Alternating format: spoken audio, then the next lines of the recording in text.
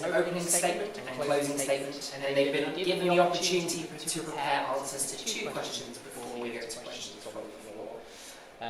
You will have a strict time limit of 1 minute, and I will be keeping you to that time limit. I will give you 1 tap when you've got 15 seconds left, and then I will cut you off, I'm afraid, after the minute. First, I should tell you a little bit about our upcoming referendum. You saw the last Hustings, you'll know this already, but to catch everyone else up, we've got a referendum coming up. It's a referendum on the Articles of Association for Cambridge SU. This is kind of like our constitutional document, and it allows us to do everything that we do. We have to review it once every 5 years, that's a legal requirement, but also there's a lot in there that we quite like to change and just to make our SU more flexible and to allow us to adapt as we move on into the future and hopefully grow and change in the ways that we represent students. So that's the referendum. Have a little look. It's on exactly the same page as voting in the election. You do need to vote in both the election and the referendum if you'd like to be entered into the prize draws for each day, so worth noting. All students can vote at the same time. As leadership elections, you can vote yes, no, or abstain. So now, it's time to ask our candidates some questions. And first up, I'd like to welcome the candidates for Vice President of Student Community and Societies.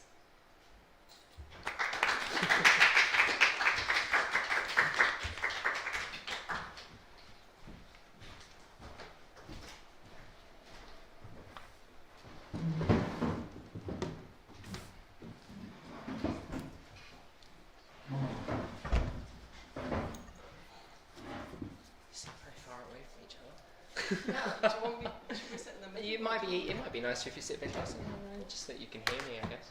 No, don't worry, it's fine. Would you like to introduce yourselves? You want me to just introduce yourself. Hi, my name's Olivia. I'm the current Student Community and Societies Special Officer, and I'm running for the Student Community and Societies position this year. Hi, I'm Stella. My preferred pronouns are they, she, and I'm running for Vice President of Student Communities and Societies. Wonderful, thank you both. We'll start now with opening statements. Olivia, would you like to go first? Yeah. Hi everyone, my name's Olivia. I've worked tirelessly since being elected to strengthen societies and care for our student community, and I'm really proud of the achievements and record-breaking interest in my projects that I've had so far. In the last 7 months, I've launched a room booking guide for societies that spans the entire city, which is something that candidates have been promising for years. I launched the Societies Forum as a space for societies to come together and tell the SU what work they want us to do. I've launched the volunteering fair to promote and engage with student volunteering, and I've led leadership training and so on and so forth. There's so much more that I want to achieve for both societies and the student community, all of which I'll delve into in my closing statement because I'm aware of Matthew and his gavel. But I know what I'm doing and I have a track record of working really hard and delivering on my promises, so please vote to re-elect Olivia for Student Community and Societies. Thank you. Thanks very much. Stella. Hi, I'm Stella, and I think I'll be a great fit for this role. I've got extensive experience with communities and societies within the university, as well as a fresh passion and drive to bring to the role. Here's some of my experience. I was JCR Arts Officer, organising a range of wellbeing events. I'm known by some as Medwood Scissorhands, a hobby hairdresser who's given over 100 cuts to students over the past 2 years. I'm the Sign Language Secretary. I was a Roller Skating Society co-president, and I also played the main character in a Medwoods charity play called Cambridge at Jones 2 years ago. I've also been involved in the Sedgwick Club, the Earth Sciences Club, and Cambridge for Palestine and Cambridge Community Kitchen, and many more. And I've done all this besides my degree. As it draws to an end, as I'm in my final year of physical natural sciences, I'm thinking that I can make a great difference next year.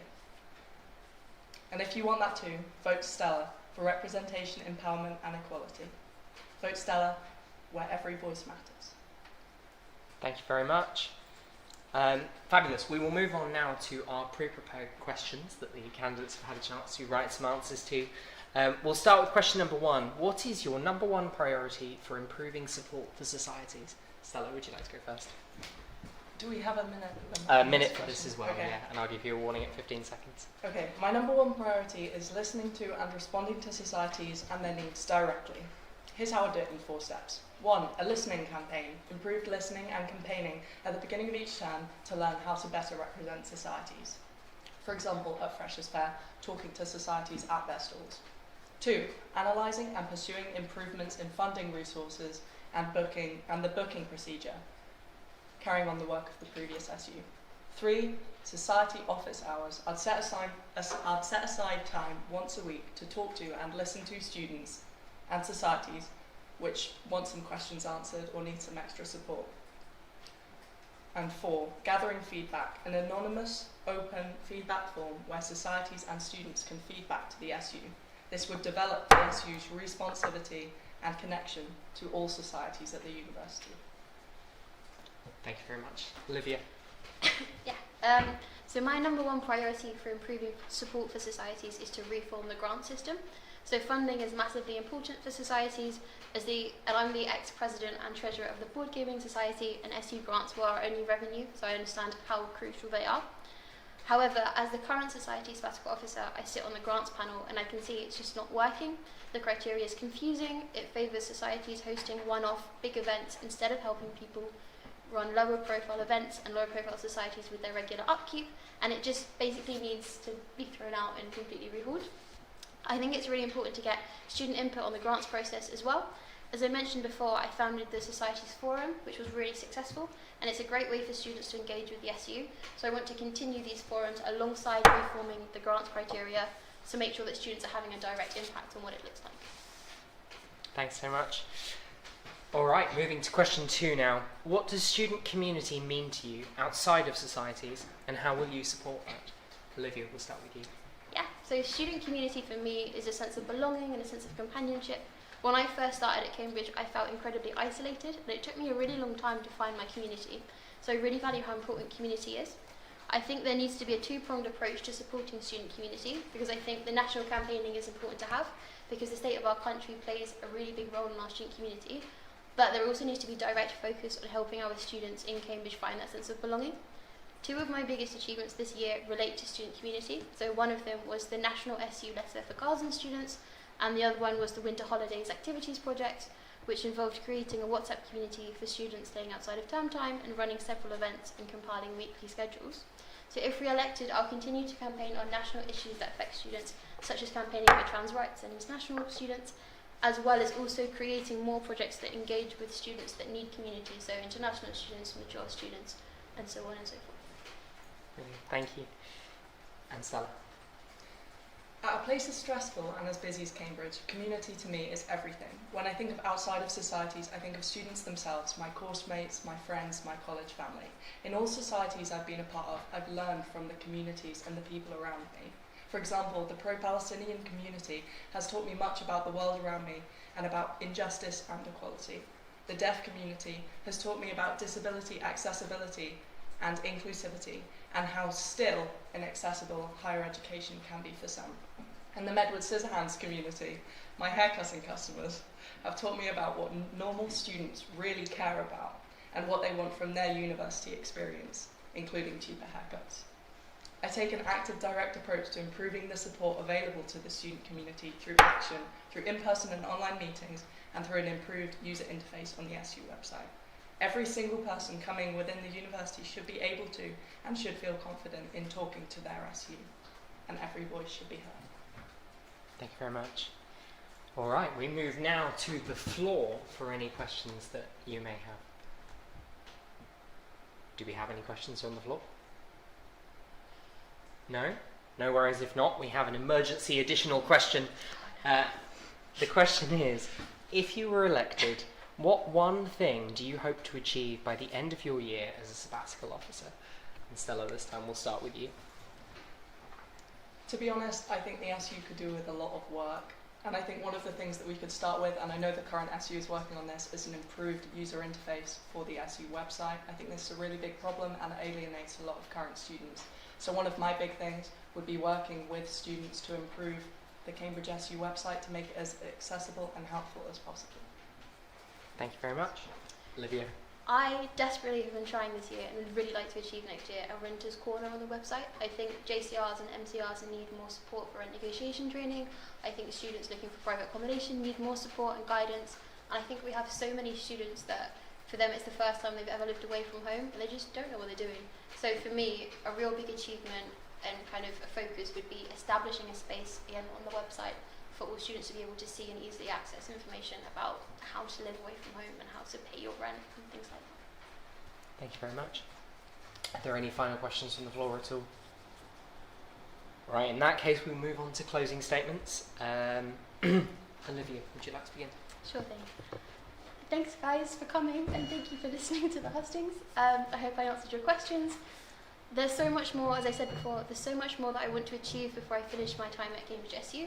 I want to reform the grant system, to create baseline resources, packs and further training for societies, and I want to campaign for a dual registration process between the SU and the Proctor's office, as it's currently just super confusing for no good reason. I also want to target projects that students feeling isolated, to continue my work extension campaign for students involved in sports and music, and to continue my campaign for storage space and national campaigning. I've talked a little bit about rent already, so I won't rehash that. But yeah, thank you so much for listening. Help me to help you by voting to re-elect Olivia Ledger. You can find me on Instagram at re-elect Olivia Ledger, or you can send me an email at ocl25. Thank you. Thanks very much. Finally, Stella. Yeah, thank you all for coming and for listening. There's so much more I want to say, but I'll keep it short to this. I've been immersed in the Cambridge community continuously over the past 4 years, and the reason I'm running for this role is because I have a clear vision for what can be done better. Imagine this, you're involved in a new society, or maybe you're just a regular student who wants a couple of questions answered, which your college, for whatever reason, can't help with. You'll be able to walk into the SU or drop into my Zoom room online, and we can get it sorted. That's a vision that we could create. Well, I'd like to hear your thoughts anyway. We all know that the SU needs a lot of work, and I want to help improve it for the benefit of every single student. So vote Stella. Thank you. Thank you very much, both. So those are both of your candidates running for the Vice President of Student Community and Societies, Olivia and Stella. Reopen nominations, or RON, is also a candidate on the ballot in this election, as it is for all elections. Next up are the candidates for Vice President of Liberation and Welfare. While we change candidates, feel free to take a brief break. It would appear that the candidates for Liberation and Welfare are not yet here. We are taking a break. Take a break. So.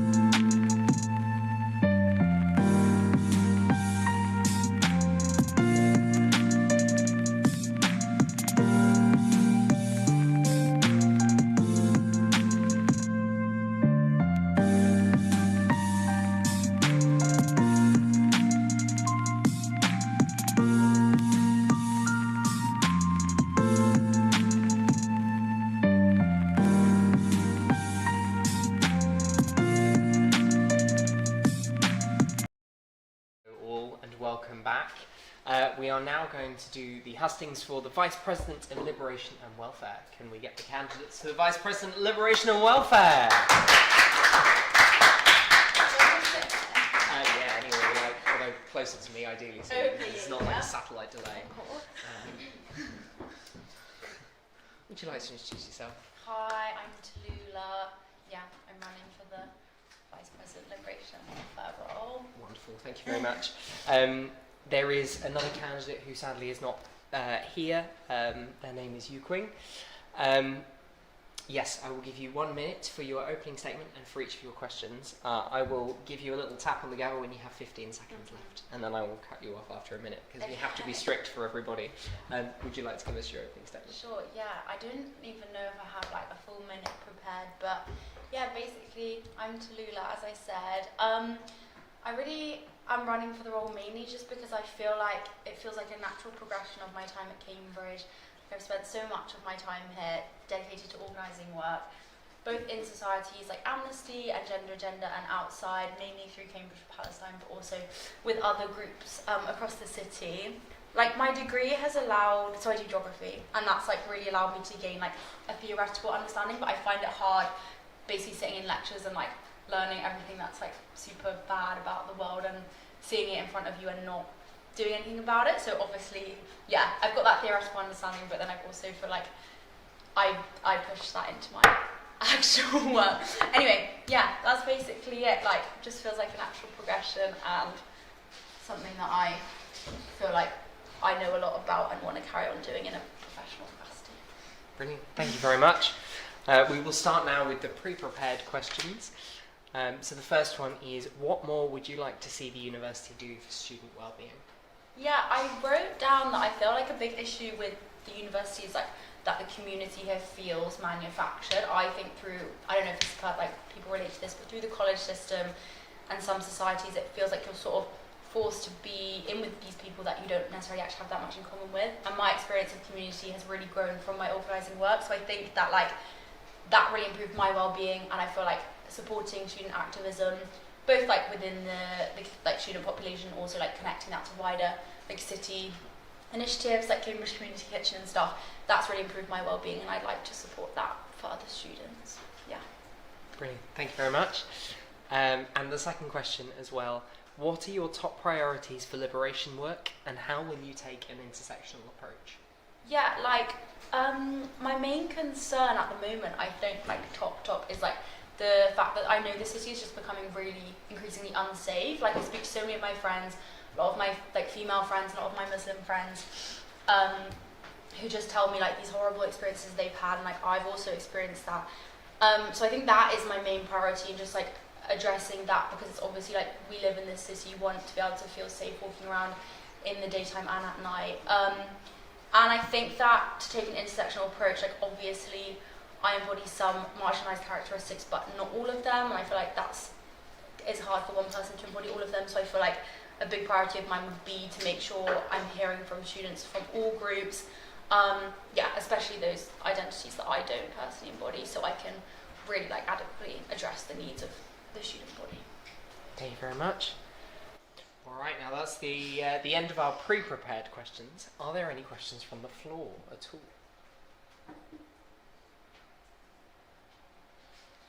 No, I'm seeing nothing. So in that case, we will go again to our break-lasting case of emergency question. If you were elected, what one thing do you hope to achieve by the end of your year as a sabbatical officer? I think that I really want to work towards like, except like aside from what I've already said about like student safety and stuff, I really want to work towards like intercollegiate equality, which I know is something other people have on their manifestos. But yeah, I'm from Homerton, and I've really felt like the lack of like access we have to certain things that other people have at other colleges is just like fundamentally quite unfair. Like not even me personally, but like just I've seen some of my peers like haven't been able to get opportunities that I know people at other colleges have, and it feels so strange to be at a university that's so decentralised. So yeah, aside from like student safety and building community through activism, I'd say yeah, intercollegiate, like working to break down some of those barriers would be a big priority of mine, coming from like first-hand experience of being at a college with less money. Yeah. Thank you very much. Has that inspired any questions from the floor at all? Has it? No, it would seem not. In that case, we will move to closing statement now.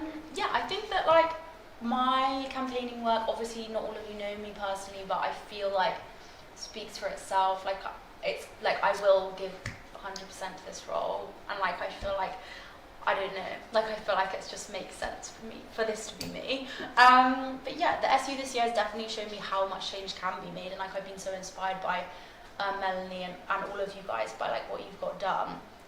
So yeah, I just wrote that I can't emphasize the extent to which I will truly be dedicated to filling this role and serving the Cambridge community. So yeah, that's Brilliant. Thank you very much. That's the end of our questions.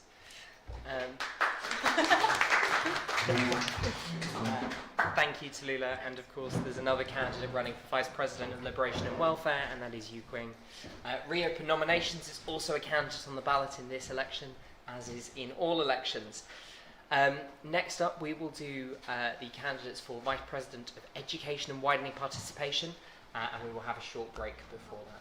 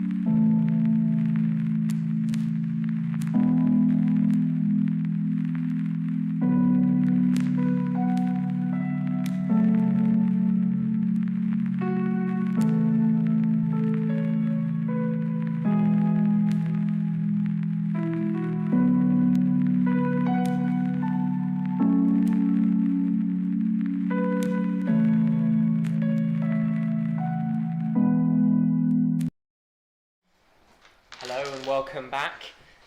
We are now here with our vice presidential candidates for education and widening participation. Would you like to go along and just briefly introduce yourselves? Hi, I'm Sarah. I'm a third year historian at Peterhouse and I'm running to be your VP of Education and Widening Participation. Hi, I'm Maya. I'm doing my MPhil in education and I'm running to be VP of Education and Widening Participation as well. Hi, I'm Jessica. I'm your current VP Education and Widening Participation and I'm running for re-election to continue in this role. Hi, I'm Martin, a fourth year engineering student and running for the same thing.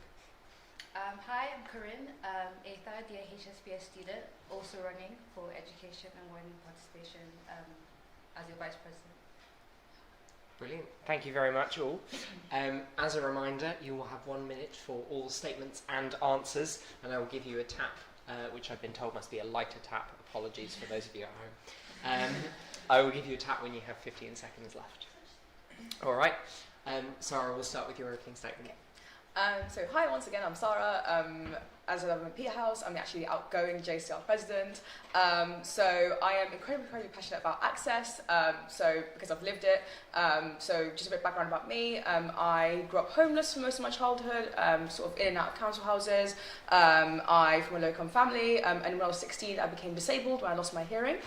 So I've kind of lived the kind of access coming into university as well as kind of navigating access and wider participation within the university, such as disability access. So I'm very passionate about sort of widening access, not just at admissions, but also ensuring that once people are here, they can engage fully in university life. And that's not just about being able to engage in the core of education, but also being able to engage in sort of social events, societies, clubs. And so essentially I'm passionate about the fact that access and education are linked, because your ability to engage in education depends on your access to things like disability support or income, like being able to feel that you can engage in education without having to. Sarah, I'm really sorry. I'm going to have to cut you off. Yeah, so essentially, that's kind of why I'm very passionate about access. Thank you very much. Hi, I'm Maya and I'm pursuing my MPhil in education. As an international postgraduate student from the Global South, I've thought about access every single day. From the moment I decided to apply to Cambridge, to up until this morning when I grabbed a coffee and realized it costs 10 times what it does back home. I thought about access when I didn't know how to write my application proposal, and speaking to an alum was the only way forward. That's why we need a centralized peer mentoring system. I also think about access when trying to find information, shuffling between dozens of web pages, emails, and posters just to figure out what funding is available or which academic events are happening where. Information needs to be clear and accessible. That's why we need a unified financial resources guide and a single hub for all academic events. And I think about access in the unspoken rules here, like when I wonder why Magdalene is pronounced Magdalene. Through documentation and collaborative art projects, we can uncover these norms. We need to reframe the system really sorry, I'm going to have to so cut you that off as belonging well. and access are built in. Thanks so much. Jessica. So, anyone who knows me and my character will attest that education and access to it is inextricably woven into the fabric of my life. Education was the tripod that I chose to study and obtain my degree in, which provided me with academic insights into the ever-changing landscape of 21st century education, as well as the context to understand the systems that came before it and imagine a future where education is inclusive, equitable, and accessible to all. The field of education has also been a place where I found my community, whether that's through social media work, targeted at widening participation to higher education, and Oxbridge in particular, which has helped over 10,000 students nationally to date, including some that I've been fortunate enough to personally help get into Cambridge and later form connections with.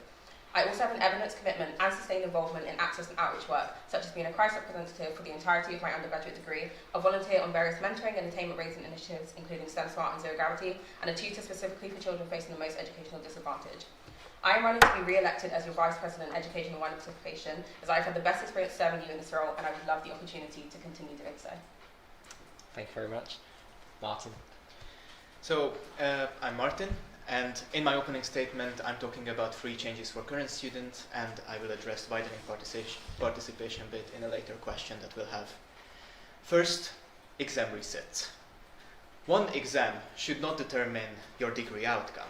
Yet a single bad paper can outweigh years of work. And that's just not fair, that's not reasonable. So that's why I think that students should have the universal right to exam resets without needing exam mitigations. Because your future should not hinge on a few hours in an example. Second, marking transparency. Clear criteria, clear explanations, and access to the written exams.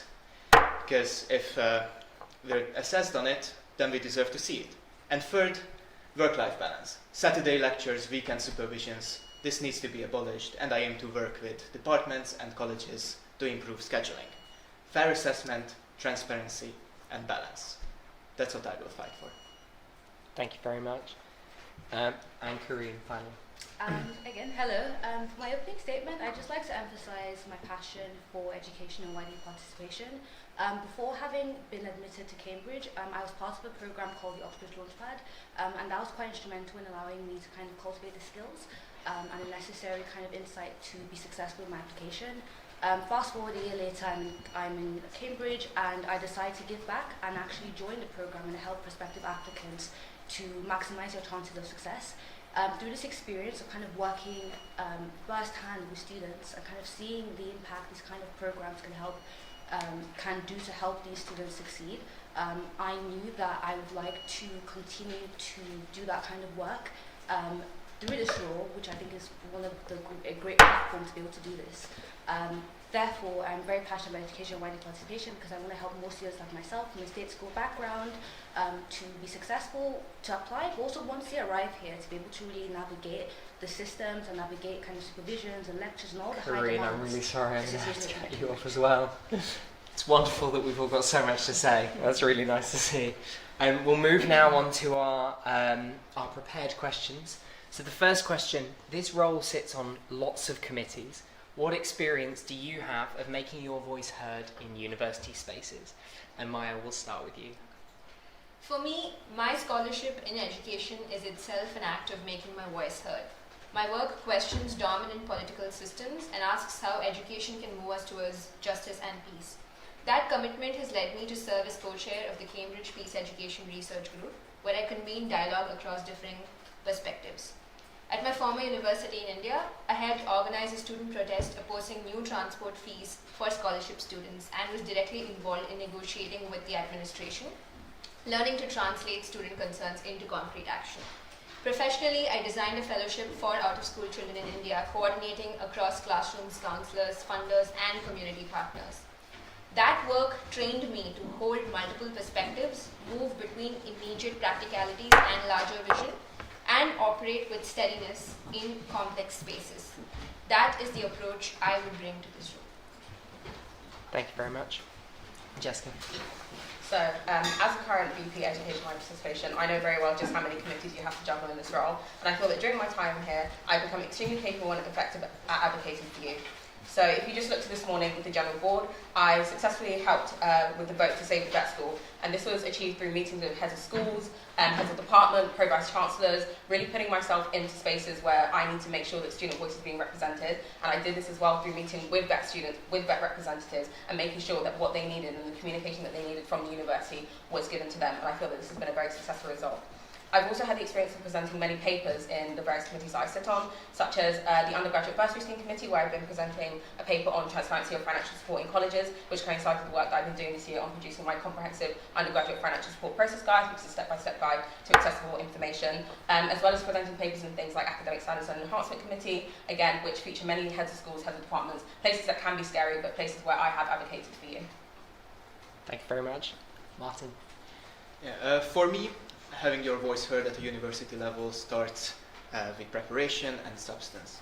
As an engineering student, I'm trained to look at problems methodically, look at its structure, and provide solutions. And in a committee environment, I think this is very important because the decisions matter on clarity and detail.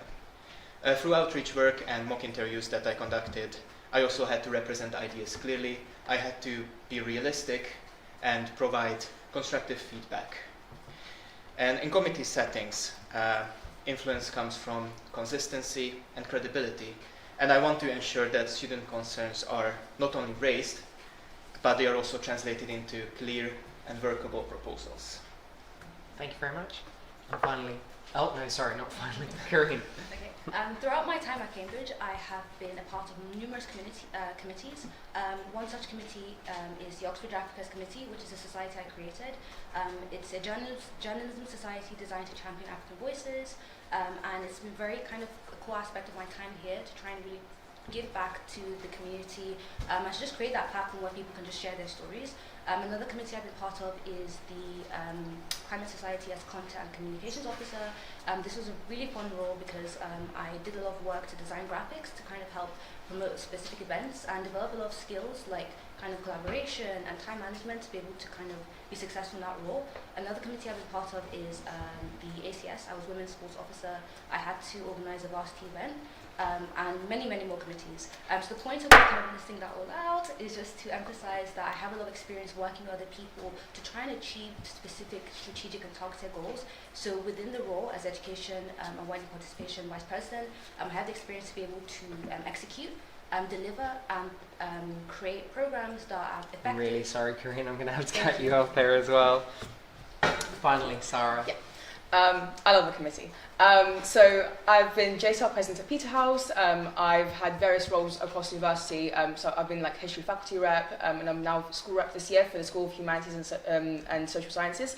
One thing that these experiences have taught me is that it's not enough to just speak the voice of students. You also have to know how to speak it and how to address the audience and how to interact in such environments. So to give an example, last year I was opposing a rent increase at Peterhouse, which was 4 times CPIH, and those at Peterhouse genuinely thought that it wasn't the students' job to even oppose rent. They were shocked that I was even talking about it, and so I had to find new ways of going around it. I had to talk about grants and sort of comparing with colleges. I had to find different ways to engage with them, and that is something that I genuinely am passionate about, and I really enjoy doing it. I really enjoy finding new ways to work around sort of like situations, sort of how to talk to people, how to be a voice for students. I genuinely think that my experiences demonstrate that I can be that voice for change, and I can hold my own in a committee.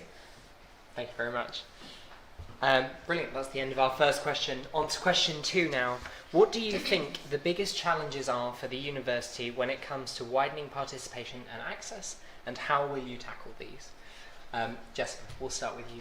Yeah, definitely. So I think that there's a really clear range of issues that the university is currently facing with widening participation. If you look at the university's access and participation plan, which is in effect until 2029, it details a lot of risks to widening participation, a lot of risks to ensuring that there is equitable access to this university. So one such thing is the gender awarding gap. So this is the awarding gaps that women experience in receiving first-class degrees compared to their male counterparts. It's something that is Oxford specific, and it's something that the university is very aware of, but they don't necessarily have a next step or a clear path on how to solve this. So I think that I will tackle this through research, which I have already started with the help of staff members in Education Services and the Cambridge Centre for Teaching and Learning, who've been incredibly helpful in providing the data. I also hope to collaborate with the CU Mental Health Society on this in order to present another perspective to the university which takes into account the flaws of this institution's focus on endpoint assessment and rigidity in exam resits and mitigations for extenuating circumstances. Similar thing with ethnicity awarding gaps and just representation within the university community and academic community as a whole.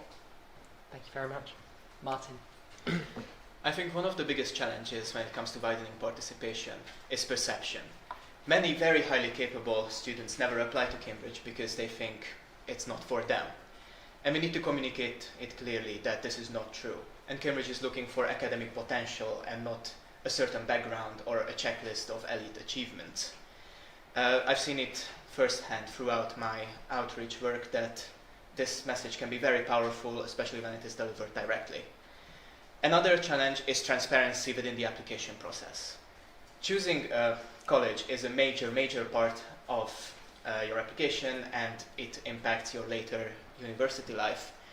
And many students lack clear comparable information about academic support, accommodation, welfare provision, and costs. And that's why I would like to create an accessible and centralized resource that makes these comparisons easier, more straightforward for future applicants. I think widening participation is not just about increasing the numbers. I'm really sorry, I'm going to have to cut you off there as well. Apologies. Corinne. Yeah, I think my campaign slogan kind of summarizes the three core things I think need to be improved within education at Cambridge: clarity, continuity, and care.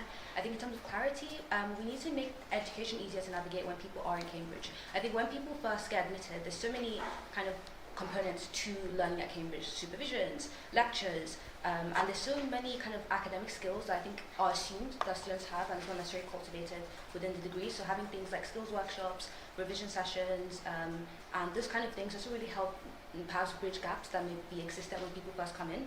In terms of continuity, kind of supporting students throughout the degree, and making the vision for the future clearer for people and creating programs that ensure that students know what they can do after, but particularly through kind of transition periods like when they're moving from having been in the uni to first year exams, kind of helping people transition through that. And finally, care, ensuring every student feels represented, and particularly those from marginalized backgrounds, and ensuring that there are programs that are explicitly available to kind of help those kind of students Karine, I'm succeed. afraid that's the end of your time. Thank you very much. Sarah. Yep. Okay, I would say the biggest issue with access to wider participation as it exists right now is that it presumes existing knowledge of Cambridge, and it presumes existing desire to apply to programs that will get you into Cambridge.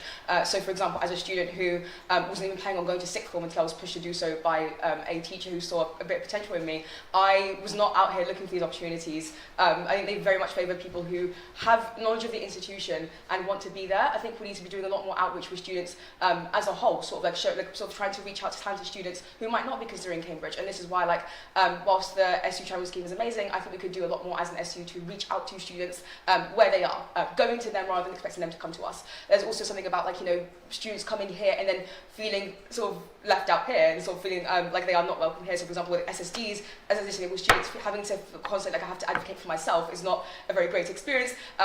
Feeling unsafe walking home from a 9 p.m. supervision as a woman of colour is not very accessible, and these are things that we need to be working on as a student body and as an SU. Thank you very much. And finally, Maya. I think the biggest challenge in widening participation is that inequality does not begin at the university gates, and it does not disappear once students arrive. Institutions like Cambridge are shaped by longer histories of colonialism and capitalism, and the power hierarchies they produce are often reflected and reproduced within university structures. So one key way this happens is through information asymmetry. When knowledge depends on insider networks, inherited familiarity, or cultural capital, widening participation risks becoming symbolic rather than structural. My focus would be breaking that asymmetry through transparent access to funding information, centralized peer mentoring, and clearer academic communication systems. But access is also about belonging.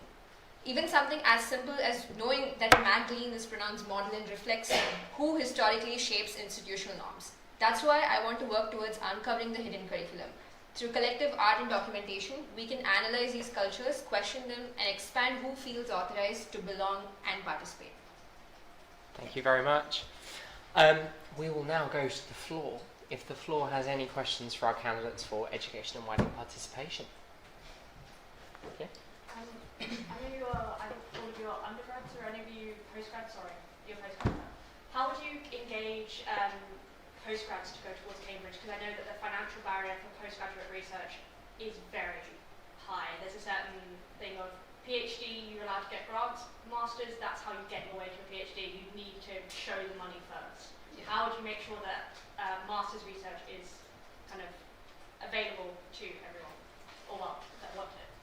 Yes, I think that's... Sorry, we'll start with Martin if that's all right. Try and keep it fair. So I think this question highlights an even bigger question, that you also need some funds for undergraduate. Now a lot of home students can use the loan that they get from the government, but international students don't get this luxury. They have to either secure scholarships or pay a huge unreasonable amount. This also means that many amazing applicants never get to come to Cambridge, even though they got their offers and even met their offers, but they just can't pay it out. And I think for this it would be important to highlight the fact that a lot of areas, and a lot of international areas, don't get any scholarship specific for them. And I would like to work on this with the current existing scholarships, as well as compile a document that highlights all the currently available ones. Thank you very much. Kareem. Thank you for your question. I'm actually applying for a postgraduate, so I understand kind of that struggle and anxiety associated with trying to get sponsorship, trying to get funding. I put in my application a few months ago, and I remember kind of discussing with my parents, like, I really want to do this course. I'm already in Cambridge, I feel like I have the capability to do so, but I'm not sure whether or not I'm going to win the scholarship. I'm not sure whether or not I'm going to be able to gather the funds. And it's a very, very, I think, serious and valid issue. I think one thing, based on my experience, that I think the university could perhaps do to make it easier is to maybe create more transparency and awareness about the funds that are available. I think a lot of people tend to kind of go to the university website and just kind of see what's on there. But of course, the other organizations that do allow kind of funds or scholarships available, so just creating more transparency around that so people can really do their research and find those opportunities. Thank you very much. Sarah. As someone who wanted to do a master's but sadly can't afford to do so, this question really hits home for me. I think this might sound very, very small, but it starts with the early things. It starts with scrapping master's application fees. It starts with scrapping the fees that prevent you from even making that application to begin with. I think on top of that, I think I won't repeat everything everyone said, because I agree with everyone about having to have a centralised space for all these funds. For example, the Snowden Trust for Disabled Students, that is an external fund that isn't advertised, but that should be advertised because it provides, a free free tuition for a disabled student who wants to do a master's in the UK. Things like that, having that on a centralised space would be very great. And on top of that, having I think one thing that would be great is having funding masterclasses, because these are things that you might struggle to find by yourself. So having something like an SU masterclasses advertised in Michaelmas term for third years who want to apply, having maybe perhaps external ones as well for students who want to come in from different universities. Obviously, as an undergrad, I don't have a full scope of how this would work, but I sort of have as someone who wants to apply, I kind of have Thanks so much. Maya. Okay, so as a postgraduate student firsthand, I know how difficult this process of navigating finance was, and I think it is reflective of larger issues in terms connected to how we're framing education, with the price we put on education, the cost of living crisis. I think it's very interconnected.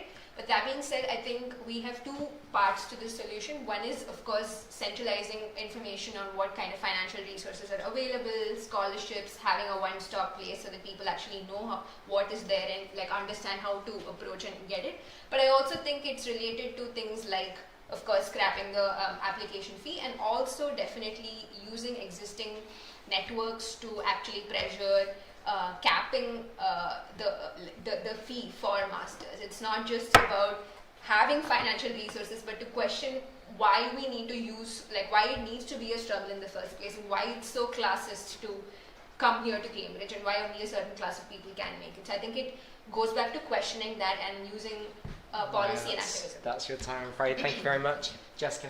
Yeah, so I completely agree with you that there is a really large problem with transparency and accessibility of information, particularly for our postgraduate students. There's a large focus on undergraduate students, but there's definitely more work that could be done for our postgraduates. So something that I said in my manifesto is that I want to create a version of the alternative perspectives and of the funding guides that I started working on this year for postgraduate students, so that we can ensure equality of information across the university for both current and prospective students, particularly concerning financial provisions, college support, admissions, and postgraduate student life. I think it's really important that people know how to access the things that the university has. So I know from applying for masters myself, they do have these funding tools. They do have applications that you can make alongside your master's application, but the support for actually how to write a strong proposal, or how to actually present yourself in the best way to be able to get those scholarship opportunities is not something that's currently available. So I think that there is a lot of interconnection that the SU can do with the university to make sure that there is something in place for those students.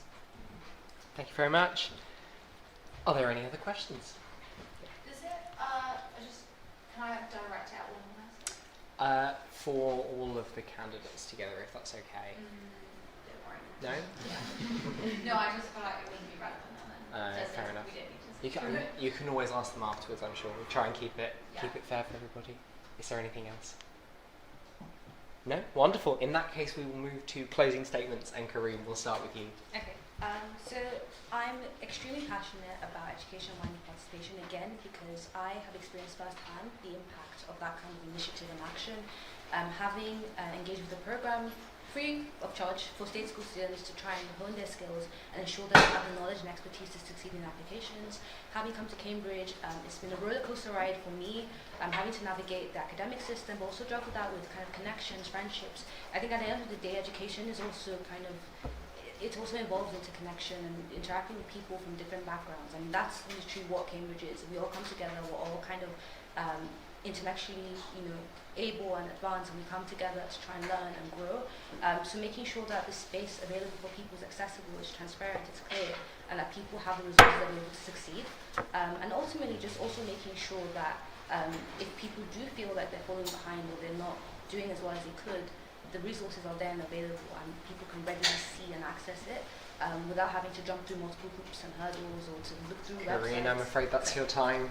Thank you very much. Sarah. Yeah. I'm going to finish off with one thing that I said when I was handing over to the new JSL president at Peterhouse yesterday, which was that student representation isn't about getting in and doing whatever you want. It's about listening to what people are crying out for and doing, and then sort of getting it done because you have a genuine passion for helping people. I think one thing that I did last year when I was trying to get the rep reduced was I sent out a survey to everyone that was anonymous. I got 70 responses to it, and some people were saying things like, "Oh, I'm having to pick between paying my rent and eating this term," and that is something that hurts my heart to read. That hurts my heart to read. There are people that in my college that I'm walking around college, and there are people who are having to make these choices and having to spend time getting working part-time in their holidays instead of being able to study, and the disadvantage this puts them at, and it hurts my heart that people like this have to this has to exist in our university. And so the reason why I want to get into the role is because I'm genuinely passionate about helping students, about making sure that no student has to feel that way, and about ensuring that Cambridge, with all of its resources, is able to actually use those resources to help the students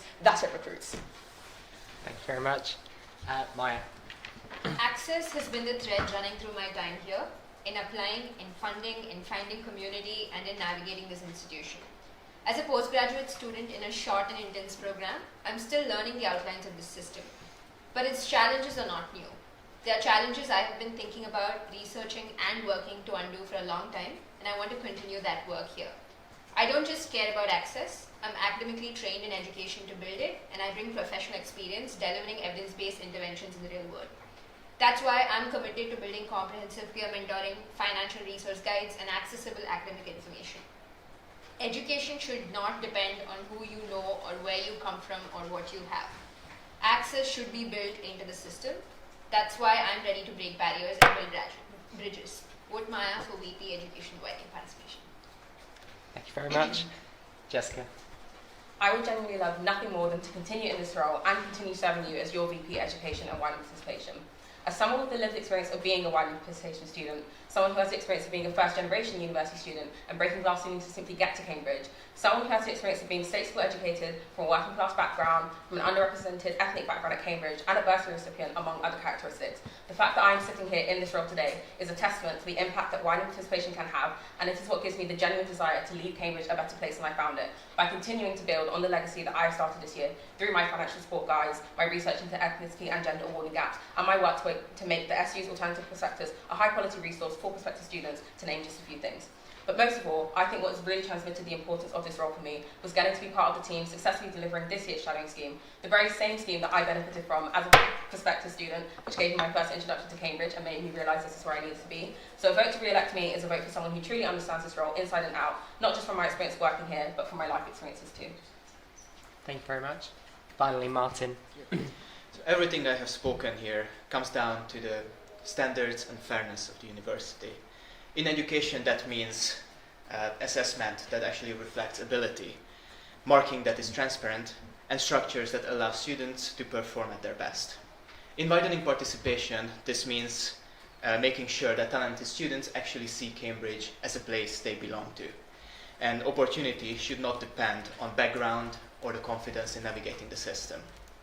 These changes matter because they shape students' daily experience at this university. I want Cambridge to be fair, transparent, and supportive. A place where students can feel like the system works for them. And that is the approach I will bring to this role. Thank you. Thank you very much. And thank you to all of our candidates who are running for VP of Education and Widening Participation. That's Kareem, Jessica, Martin, Maya, and Sarah. Reopen Nominations is also a candidate on the ballot in this election, as they are in all elections. Can we have a round of applause, please?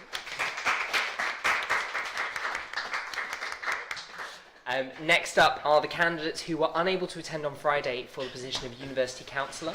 And while we change candidates, please do take a break.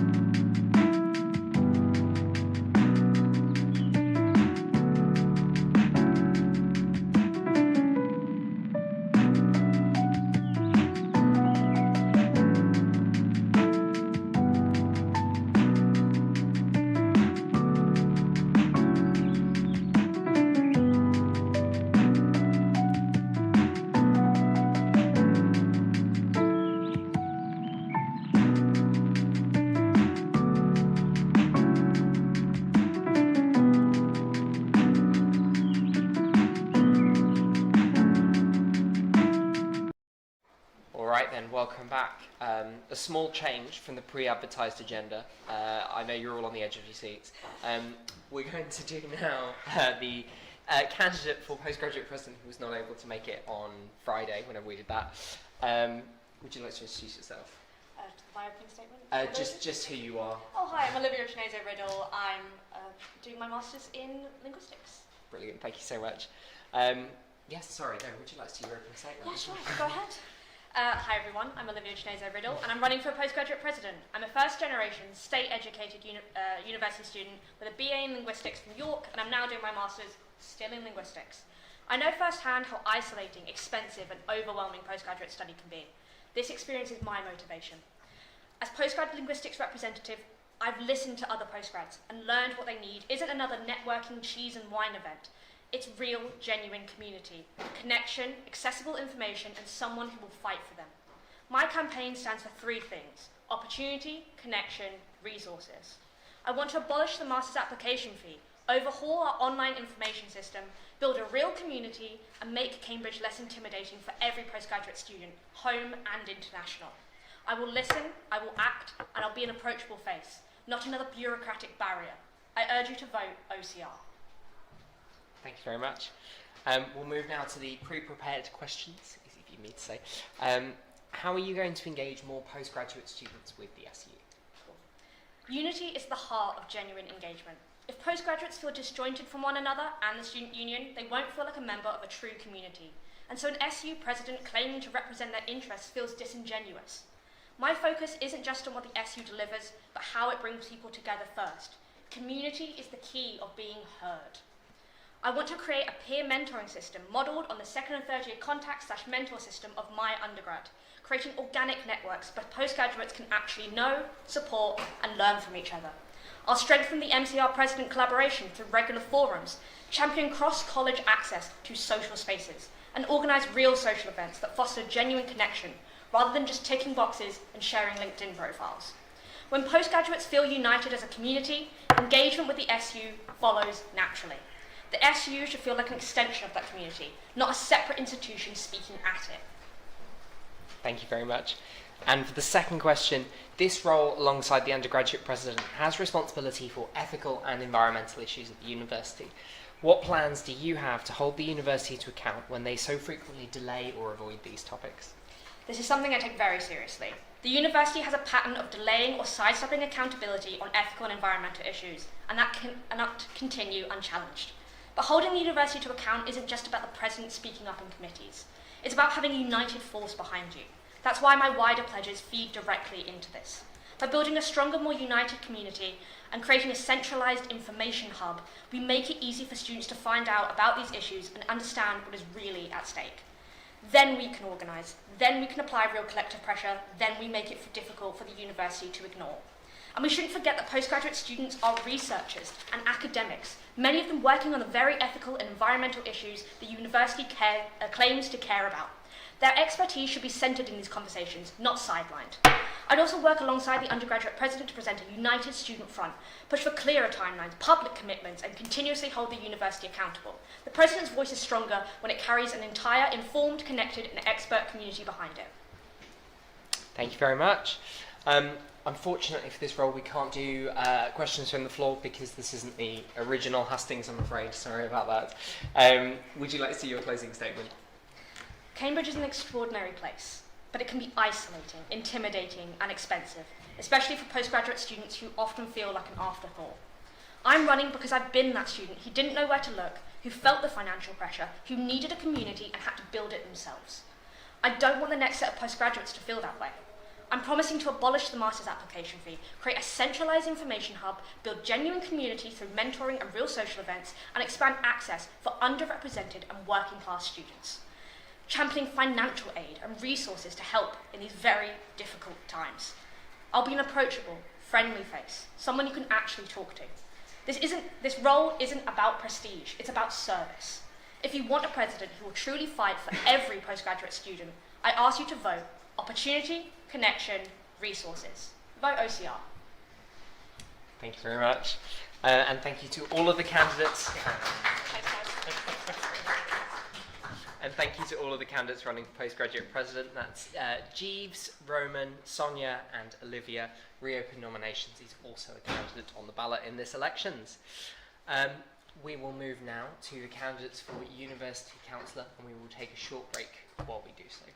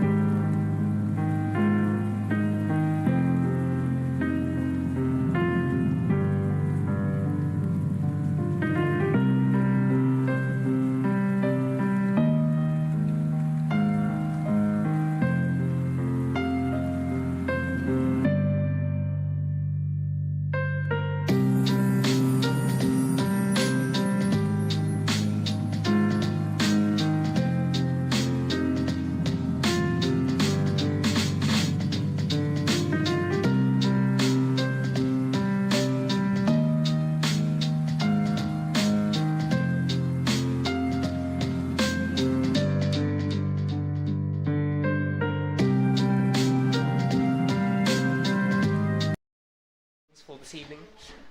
We're now going to do candidates for University Councillor who are unable to make it on Friday.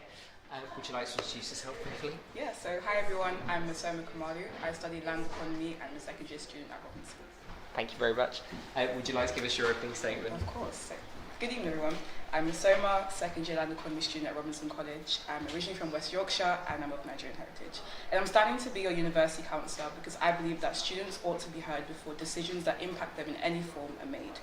And so I want to be the one to ensure that decision-making processes are the ones that are as constructively responsive and attentive to the needs of the people. I believe that the university's governing body should be people first and empowered by people first leadership and stewardship. My leadership style is defined by empathy, proactivity, responsibility and accountability, values that I've cultivated during my time as president of the Cambridge University African Caribbean Society, of which I was elected in first year. Beyond the ACS, my roles as Robinson BME officer and CUCF Charities and Outreach officer particularly have given me a ground-level view of the challenges that students face. My vision is to ensure that our university's trajectory is one of holistic continuous improvement. Our university should grow to be a more supportive place to study, to live and to work. I'm not just here to occupy a seat, but I'm here to ensure that the student thoughts, inputs and experiences are impactful and are left in the marks of our university. Thanks so much, Ms. Homer. I should say as well, there is another candidate who is unable to be here tonight called Abel. And Abel has provided us with some answers to the pre-prepared questions, which we will move to now. The first question is, what is the most relevant experience you have that makes you an ideal candidate for the role of university councillor? Of course. So the most relevant experience making me an ideal candidate for this role is my proven track record in strategic leadership and high-level stakeholder management, particularly as my role as president of the ACS. In this capacity, I lead a multidisciplinary committee, set strategic decision-making, and I manage various relationships throughout the university with staff and students alike, external sponsors and other societies. This role has taught me the importance of leadership which is fueled by empathy, proactivity and accountability, which are essential for representing the student body and their voice on the university's principal executive policy-making body, which is the council. Thank you so much. I will now read Abel's answers to the question. Abel says, as the international officer in the Magdalen MCR, I have worked with students navigating university systems from a wide range of academic and cultural backgrounds. That role has reinforced how policies can feel clear to some, yet opaque to others, and how institutional design directly shapes student experience. In addition, I have served on executive boards of international organisations, where I have contributed to governance discussions, strategic planning, and oversight responsibilities. Those experiences have strengthened my understanding of how formal decision-making structures operate and the importance of preparation, clarity, and accountability within them. Having studied and worked across academic systems in Africa, France, and now Cambridge, I'm comfortable engaging with institutional frameworks and thinking at a systems level. University Council is a trustee role that requires constructive engagement and measured contribution rather than campaigning rhetoric. My most relevant experience is the combination of student-facing representation and governance-level responsibility. I would bring a steady and prepared approach focused on ensuring student impact is considered early in decision-making, not only after difficulties arise. We'll move now to the second pre-prepared question. The University Councillor role is more about your principles and values. What are your core values and how will you apply them to this role? Of course. So my core values are ones of empathy, service, care and sincerity. My candidacy for University Councillor is anchored in the belief that the university's governing body must act in the interest of all its members through people-first leadership and stewardship. My core values I've cultivated while serving as president of the ACS, and also I have core values, or rather techniques, of evidence-based decision-making. This involves looking at what people within my society have wanted and producing those, and I intend to apply the same values in this role, looking at what the students want and what the students believe, and making sure that their voice is heard in the rooms where they're needed the most. Thank you very much. I will read Abel's answers to that question now. Abel says, my core values are fairness, clarity and responsibility. Fairness means recognising that students experience the university differently depending on funding status, course structure, background or personal circumstances. Decisions should reflect that diversity of experience. Clarity means students should understand what is being decided and why. Transparent communication builds trust in institutional processes. Responsibility means representation must lead to follow-through.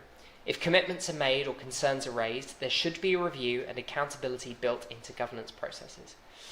In this role, I would apply these values by consistently asking how decisions affect students in practice ensuring impact is considered early in policy design, and supporting mechanisms that make progress viable and measurable. Thank you very much. We will now move to closing statement. It's easy to discuss hopes and aspirations, but for this role, effective representation doesn't stop at passion, but rather requires the skill to advance students' feedback into policy. Within and beyond the university, I've proven that I can deliver results from influencing senior stakeholders within my e-commerce role to improve processes that have led to decreasing complaints, to doing so within the ACS. It's my goal to deliver positive change in every sphere. As a university councillor, I will bring this same evidence-based approach to the council. By implementing structured feedback systems, I'll ensure that critical issues, from the cost of living and student wellbeing crisis to transportation accessibility, are addressed with data that the university cannot overlook. A vote for me is a vote for an accountable university governance. Thank you. Unfortunately, Abel has not provided us with the closing statement, so I'm not able to read that. Thank you to all of the candidates running for University Councillor. Abel, Bethany, Masoma and Varish. Reopen nominations is also a candidate on the ballot in this election, as it is for all elections. We will now have one final round of hustings, and we're going to return to the Vice President Liberation and Welfare role. If you would like to come on up, we'll take a short break while we change over.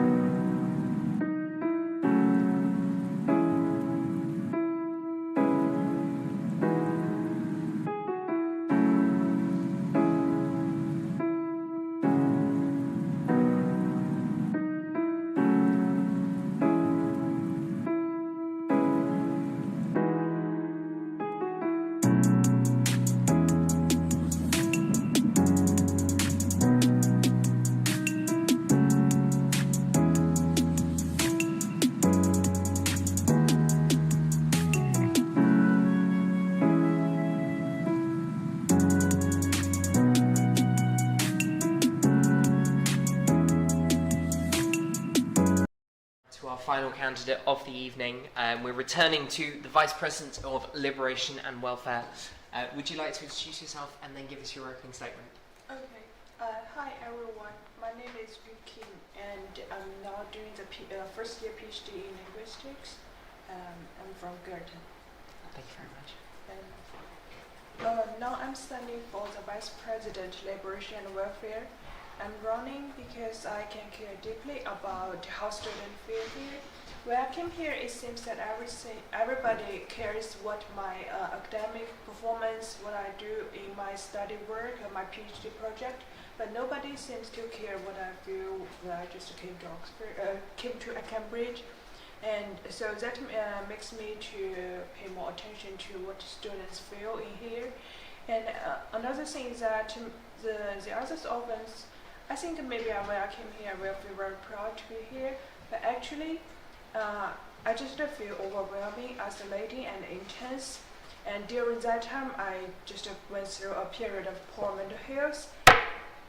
So that make me just feel want to represent more students and fight for our well-being. Thank you.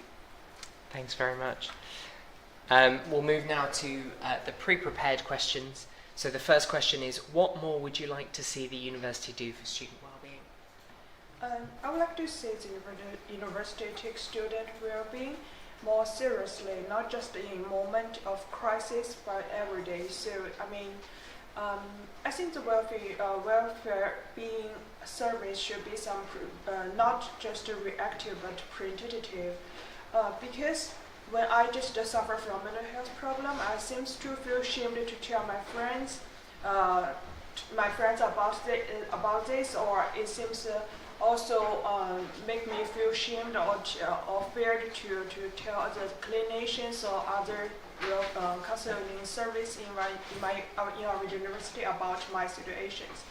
But that make me just feel that we need to do more to be more inclusive and to make us to be seen, to be feel cared. So from my experience, I know how much support we need to change somebody's life. Thanks so much.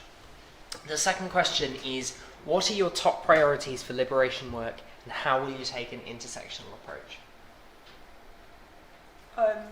So for me, liberation work is about making sure no students feels invisible. So I hope that I could make liberation work genuinely student-led and genuinely inclusive, because as an international student, I totally can feel that we are still underrepresented group. So especially in the liberation work. So I hope that we can represent for the international group, so that we can just let others, let the students and the public hear our voice. So that means that the companies working together, not separately. It means asking who is not in the room, who finds it harder to speak, and how we can do to change it. Thanks so much. We have one final question for you. For fairness, we'll keep it the same as the hustings earlier.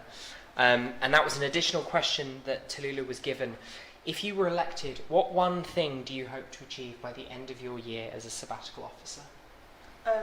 I think here the most strength and the most priority for me is to being compassionate. So I think the priority for me is to make our welfare service more inclusive and more invisible, so that the students can feel accessible to all the services and don't feel shy or feel ashamed or feel feared to approach others to talk about their mental health problem or their distressed moments. So that's maybe I want to just fight for this. Thanks so much. We'll move now to your closing statement. Yeah. So what I offer is something very simple. So it's just mainly about empathy, experience, and commitment. So because of my own experiences from those mental health problems, so I know what it feels like to need support. I know the changes might take persistence. So liberation work should make students feel less alone. Welfare work should make students to feel cared for, not judged, not dismissed, and not invisible. So it's about making sure no students feel like they are struggling in silence. So this is why I hope that I can be elected to represent the public and the students. Thank you. Thanks so much. And thank you to all of the candidates running for Vice President of Liberation and Welfare. That brings us to the end of our hustings this evening. Thank you so much to all of you for coming. Voting is open for the elections and the referendum, which you should absolutely vote in, and it will close on Thursday the 26th at 3 p.m. You should read manifestos, you should re-watch these hustings, you should tell your friends to vote and make your voice heard in the referendum and for who you wish to be your next sabbatical officers. Best of luck to all of the candidates and good night. Thank you for